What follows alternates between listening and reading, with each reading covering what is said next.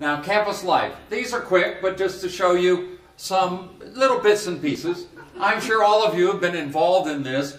The girls in 1864 wove human hair wreaths. And believe it or not, we still have one they wove. It hangs in the librarian's office. You want to see a human hair wreath? I thought this was really odd, so I Googled it. I dare you. There are still groups weaving human hair wreaths. Some things simply do not go away, even when you want them to. Graduating class of 1871. Why all the men and only 2 women? Well, nobody stayed for graduation. I actually couldn't believe that, so I checked. I read about William and Mary in the 1880s. William and Mary in the 1880s, a classic colonial-era school, 15% of its students stayed to graduate. What did you do? You stayed until you learned what you thought you needed, or you were ready to get married or to teach, and you left. It offered degrees, but getting one wasn't particularly important. If you could do the work, you got a job. And that was true in law, in medicine, in teaching, almost everywhere. Cleaning day in 1889, you'll notice that they look a little dressed up to be cleaning. I mean, they're guys with ties, women with long dresses. What's going on here? Well, I think this was what gentlemen ladies did, you know, when they went to, you could pay to go to an academy. It always had tuition. Why, you didn't really do cleaning, you know. You sort of got a broom and went around and swept up the debris, put it in different piles. This is a football team, oops. Football team in 1890. My goodness. Now you'll notice the heavy pads and helmets. The source of American football was rugby, English rugby. There were no helmets and things. In 1903 or 4 or 5, 17 players in American college and universities either died or had crippling injuries playing football. And a guy named Teddy Roosevelt was president of the United States. And he called the presidents of the major universities together and he said, here's the deal. You do something or I will kill football. This is Teddy Roosevelt. And so they did something. Anybody happen to know what they did? They organized the National NCAA, National Collegiate Athletic Association, which immediately put rules in place so you could no longer beat up and kill your opponent. And it was tough stuff. So the interesting thing is the seminary had football at the same time football was starting at college, university, everywhere, right on the curve of development of student life.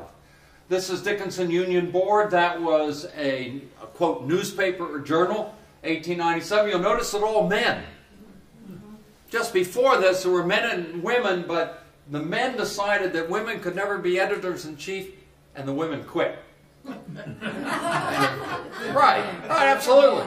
And a few years later, the women proposed a new journal in which they would all be treated equally, and the men said, yeah, okay. And so the pictures then are men and women, which is really neat. Girls basketball in 1902-03. Now, look at how nicely they're dressed. Isn't that wonderful? Does anybody know anything about women's basketball aside from my wife who played in high school? She was part of a... Now I have to tell you. You better be careful what you're going to say. You could never dribble. She was part of a sextet. Okay. Okay. As in 6 players. Right. 3 offense, 3 defense. Women could not run the full length of a court. Every man knows that. I mean, women are weak and frail and unable to care for themselves. And so you could dribble twice and then you had to pass the ball. I'm not joking. You know when that changed? The 1970s.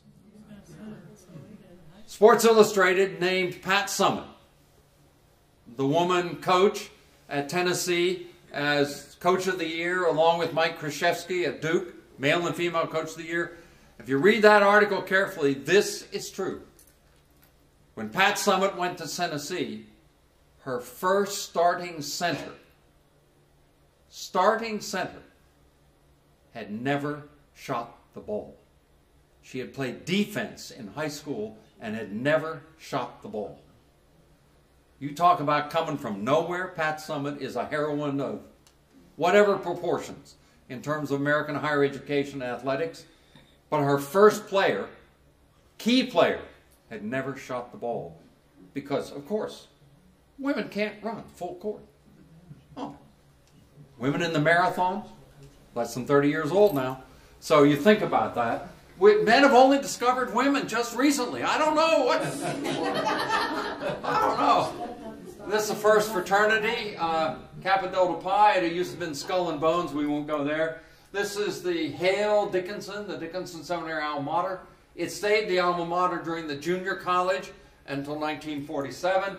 This is May Day in 1936, a very women's thing. Look at all the women on the right. You're going to see two men here sort of shuffling away. There was not much space for men. I mean, it was a woman thing. And it was a big deal, a very big deal. The first was in the late 1920s. This is the Aviation Cadets dining in Hilltop Gym. John Long, he really was a smart guy. There's just no question about it. So World War II comes along and the men disappear. I mean, literally. No football, basketball that played 1 or 2 games and quit because there was no competition. And so he contacted the military and we became a training center for aviation cadets. From 1943 to 1944, over 900 cadets came through. I think not a single one was local. They came from all over America. We were one of 20 junior colleges in the nation to have a cadet corps.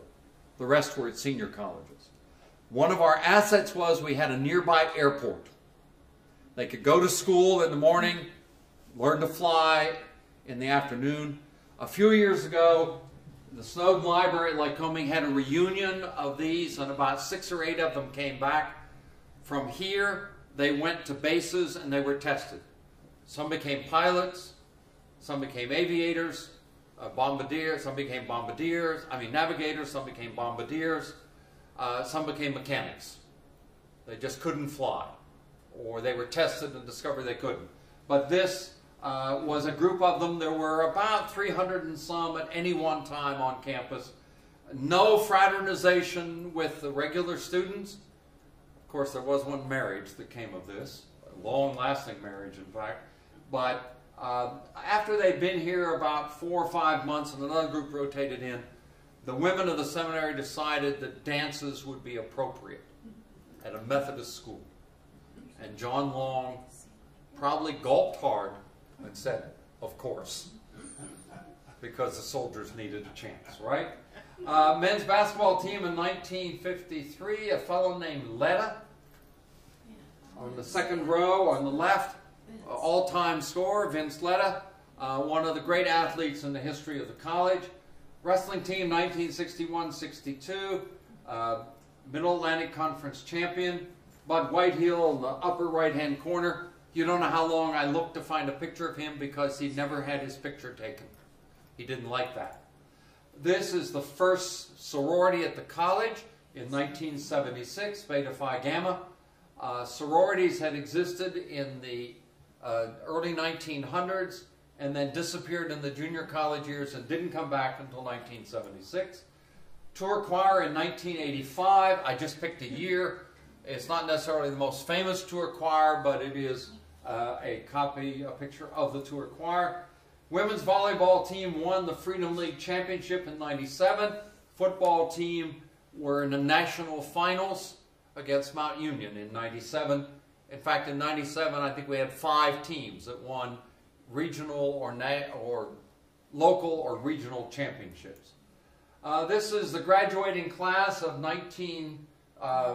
77, they were due to graduate in 2001, the Millennium class. And so they came in 97, graduated 4 years later. And these are the sight gates on the new Markets to Mulberry Street area. And this is graduation. It has taken place at the Flag Court right here, looking north toward Grampian Hills. It's taken place there since the 1940s. And with the exception of a couple of years when weather forced it to move inside or something else special happened that they had to move inside.